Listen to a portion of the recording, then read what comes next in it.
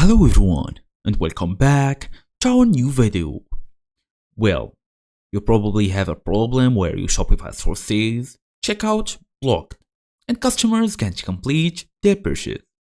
Don't panic, because in this small tutorial, I will show you step by step how to fix the checkout blocked issue in Shopify in the 2026 version. So, let's get started.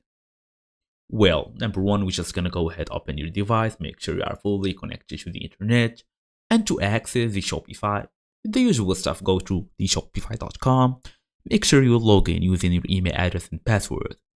As for now, we're gonna go through these settings. Then look for our payment provider status by going, as I told you, through the shipping and delivery. You can also go through the payments. It depends on your case. So first thing first, we're gonna go all the way to payments. Look for your payment provider. Make sure it's enabled and active. Then go and verify the Shopify payment setup. If using Shopify payments, confirm your account isn't under review or restricted. Since we have PayPal, you can also activate PayPal if you want. Check the manual payment methods if you want to add one as well. There is some Apple Wallet passes as well if you want to activate them. There is a lot of payment methods here. Just tap on choose provider here. You will have a couple of options that you can use for later. Then check your store plan status. So we're gonna go all the way to plan here.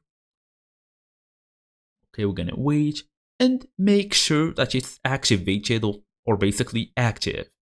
If you can see that it's not enabled, you should go all the way and choose a plan from here.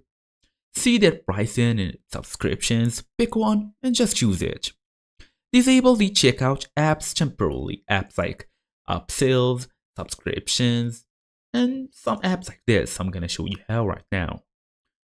So basically, we're gonna go through this app setting.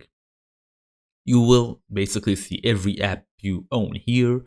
Tap on this three-dot menu, then uninstall for now. Try to uninstall every app as I told you, like upsells, subscriptions, or even any checkout customizer that may block the checkout.